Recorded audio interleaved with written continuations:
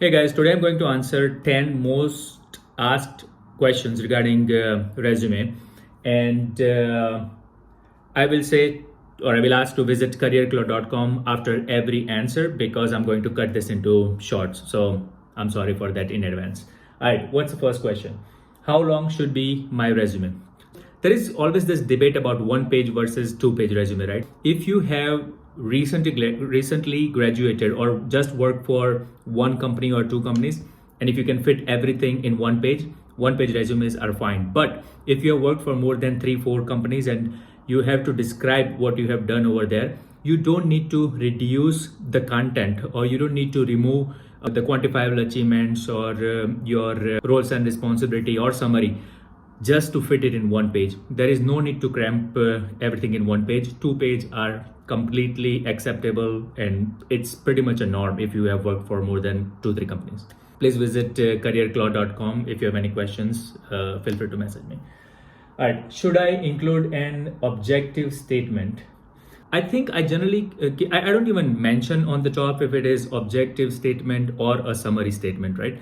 What you need to do is, let's say if you don't have any experience, all you have is your education and you are looking for internship. Over there, if you are writing the first paragraph as objective statement, it's fine. But if you have worked on some projects which you can describe and which are very relatable for the job which you are applying, just write a summary. Just write a summary that hey, you have this degree, you have studied these things, this technology, and you have worked on this kind of project. That's enough information to tell the person who is reading your resume that hey, this person have some knowledge or experience, even though it's academic experience, to do this job which he or she is applying for, right? So just remove whatever the first paragraph it and include those things in that first paragraph if you are a recent graduate. Do I need to customize my resume for each job? Ideally, yes. Unless, let's say, if I have helped someone who is an Android developer, right, who builds mobile applications for Android. There is not much he can change unless adding some skills or technology which that particular job requires, and if you have experience with that, you can add those things. But if you are applying for a little bit different positions and it has a different kind of requirement, even though 10-20% is different, try to include that in your resume. Customize that a little bit more. If you visit careerclaw.com, I have an AI feature where you paste some of those responsibility and it will rewrite your summary for you, including those responsibilities. Check it out. What's the fourth question? Can I use a functional resume instead of a chronological one? Yes, you can. But by the way, if you don't know the difference about functional resume and chronological resume, please Google that. I can make another video about it.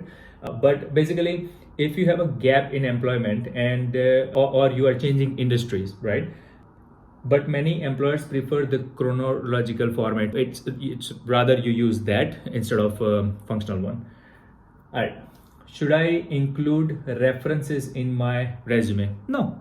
Why do you want to put references in your resume which they can contact every place you are applying for the job, right? You don't want to annoy your references for with that many calls as well, right? If they ask for references, yes, give them that you work for this company and these people you can talk to get my feedback, but you don't need to add that in your resume. Absolutely not. How do I handle employment gaps? You can briefly explain gaps in your cover letter or in an interview. And you can say you use that for either continuous learning or some degree or whatever reason you had that gap for, but don't emphasize that too much in a resume. We don't want people to focus on that particular thing. You need them to focus on what you have done so far. But if there is a huge gap of 7 years or 6 years, obviously that's going to be more noticeable. Over there, you can mention in either one of the sections when you are going in a chronological order of a resume, or you can mention about that in a cover letter.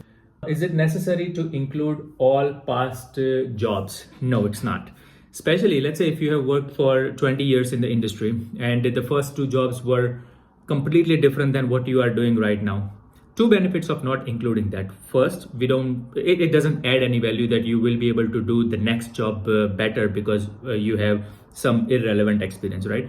Second thing is it could date you, right? If you are working for let's say 1985 or 1990, why do you want to show that to people that you have been working that many years and you are this many years old? I know it's a discrimination, but why do we want to even give them the reason on the first look of a resume? This is a very long resume, it goes into really past experiences which are not really relevant to the position, right? It's completely fine if you want to remove previous jobs which are not relevant to the job which you want to do next. Can I include personal interest or hobbies? You can include if you really want to because you don't have anything else, but only include if it's relevant to the job.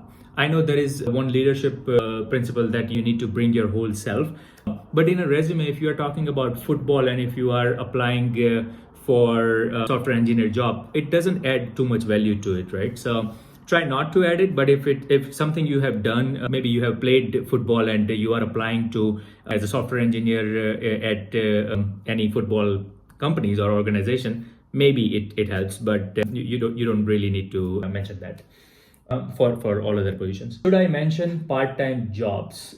Yes, if they are relevant to the position which you are going to apply for, definitely put that in your resume. How important is resume design?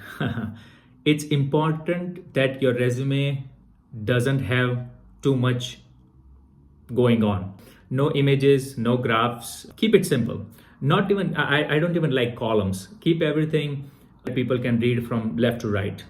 Our eyes, all the books, we read left to right? So you don't need to create structures where it looks pretty, but it breaks the application tracking system, or it has in a different structure which is not easily readable, right? So keep it simple. If you go to careerclaw.com, you will be able to find 3 most ATS friendly format which works for majority of people who have used them, more than 5,000 of them. So check that out, and if you guys have any questions, please contact me on LinkedIn or email me or comment on this video, and I'll help you as much as I can. All right, you guys have a good day.